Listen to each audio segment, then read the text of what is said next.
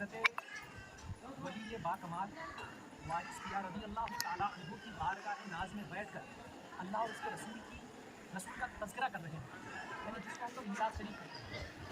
तो ये हम लोगों के लिए बहुत ही खुशनसीबी है और बहुत ही मुक़द्दस और बहुत ही तकदीर की बात है कि हम लोगों को अल्लाह पाक ने ये तौफ़ीक बख्शी कि हम लोग आकर यहाँ पर उनकी बारगाह में, उनके अल्लाह के महबूब बंदे की बारगाह में बैठकर अल्लाह के रसूल को याद करते हैं। सुभान अल्लाह। बात भी अब मैं आप लोगों को ये हदीस पाक सुनाना चाहता हूँ, मुलाज़ा फरमाइए। ये हदीस पाक मिशकात शरीफ में है और ये हदीस बहुत सारी किताबों में मौजूद है, लेकिन मैं चाहता हूँ उससे पहले और एक मरतबा प्यारे रसूल की बारगाह नाज में दुरूद शरीफ का नजराना पेश करिएगा। पहले बाबा अल्लाहुम्मा सल्ली अला सय्यिदिना शफीअना मौलाना मुबारक सल्लल्लाहु अलैहि वसल्लम। आज हम लोग यहाँ पर आए हैं, जैसे आप लोग कोई बेंगलोर पांचकुला के इलाके से चलकर इतने दूर तक आए हैं, तो आप लोगों को लाने वाला कोई ना कोई एक आदमी है, ठीक है नहीं, जिसको सब मिलके जैनुल, क्या नाम, जैनुल आबिदीन के नाम से जानते भी हैं, पहचानते भी हैं। तो वो आदमी आप लोगों के ऊपर उसका बड़ा एहसान है कि उसके ज़रिए से हम लोग आ रहे हैं, उसकी माइंड प्लानिंग की वजह से हम लोग यहाँ तक आए। अब उनका यहाँ तक आना, लेकर आना और उनके साथ सब मिलकर आना, मैं हदीस की रोशनी पर बताना चाहता हूँ कि ये कितनी बड़ी फजीलत की बात है। एक मतलब प्यार से मोहब्बत के साथ कहेंगे सुभान अल्लाह। प्यारे नबी मोहम्मद अरबी सल्लल्लाहु ताला अलैहि वसल्लम एक दिन अपने सहाबाए किराम के दरमियान तकरीर फरमा रहे थे। क्या फरमा रहे थे? जिसको हम लोग बयान कहते हैं, वक्तिता। तो हुजूर की तकरीर, हुजूर को हदीस कहते हैं। तो हुजूर पाक सल्लल्लाहु अलैहि वसल्लम तकरीर फरमा रहे हैं। तकरीर में क्या फरमा रहे हैं कि मेरे सहाबियों, बनी इसराइल में यानी पहली उम्मत में एक आदमी था, खतरनाक कातिल था। क्या था? मेरी बात समझ रहे हैं कि नहीं? ना बांग्ला में बोलो। खतरनाक कातिल था। अब खतरनाक कातिल था, 99 लोगों को कत्ल कर दिया। कितने लोगों को? 99 मानुष के से कत्ल कर दिया। 99 लोगों को कत्ल करने के बाद उसके दिल में अल्लाह का थोड़ा डर पैदा हुआ। अब वो सोचने लगा कि मैं जाऊं और अल्लाह की बारगाह में तौबा करूं, मगर मेरी तौबा कबूल होगी या ना होगी, इसी चीज़ में शशोपज में था। यानी उसको मालूम ना था कि मेरी तौबा कबूल होगी या नहीं होगी। तो वो पूछने के लिए गया एक पादरी के पास। तकरीर कौन कर रहे हैं?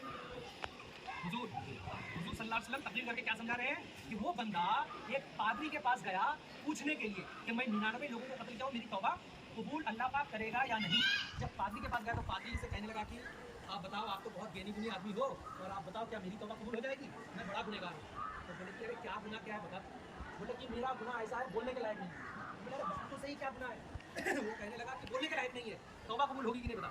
बोले कि अरे भाई तेरा गुनाह कैसा है वो भी तो बोल। बहुत ज़्यादा इसरार के बाद वो कहने लगा मेरा गुनाह वो है कि मैंने 99 लोगों को कत्ल कर दिया है, सर कलम कर दिया है। 99 लोगों को कत्ल किया हूँ, क्या मेरी तौबा कबूल हो जाएगी? वो पादरी कह रहा है कि है वो 99 को आदमी को कत्ल कर दिया है, औलाद आदम को कत्ल कर दिया है, और तेरी तू तौबा कबूल होने की भी उम्मीद भी रखता है, तेरी तौबा कबूल नहीं है। तो अच्छा मेरी तौबा अगर कबूल नहीं होगी तो फिर तू दुनिया में रहेगी क्या? तो निकाला तलवार, उसकी भी गर्दन उड़ा दिया। कितना हुआ? पूरा कर दिया। अब 100 पूरा करने के बाद घर गया। ये दिल में डर पैदा हो रहा है कि नहीं, अब तो 99 था, तो पूरा एकदम पार ही कर दिया हूँ, अब क्या होगा, अब क्या होगा, अब क्या होगा। देखिए हम लोग नमाजी 5 वक्त के पक्के नहीं हैं। रमज़ान शरीफ का हम लोग एहतराम ठीक से नहीं कर पाते। जैसा किताब में लिखा है वैसा हम लोग नहीं कर पाते। जैसा अल्लाह की इबादत करने का हुक्म है, कमा हक़्क़हू, हम लोग वैसी इबादत कर पाते हैं क्या? नहीं कर पाते। तो हम लोगों की बख्शिश होगी या नहीं?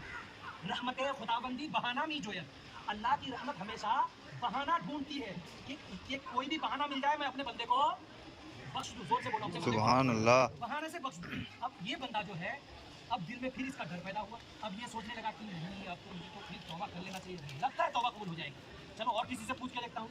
वो बनी इसराइल के उलमा से पूछने लगे कि बताओ क्या मेरी तौबा कबूल हो जाएगी? हुजूर तकलीफ फरमा रहे हैं सहाबाए किराम को। कितनी बड़ी तकलीफ है, सुनिए। हम लोग जो 10-10, 20-20 हज़ार रुपया देकर जलसा कराते हैं, जिसको तकलीफ करने के लिए बुलाते हैं, वो अपने गाँव का इलाका वाक़या सुनाते हैं दूसरा और का। लेकिन मैं जो आप लोगों को सुनाता हूँ ये रसूल पाक की तकरीर को नकल कर रहा हूँ अपनी ज़ुबान में, है कि नहीं?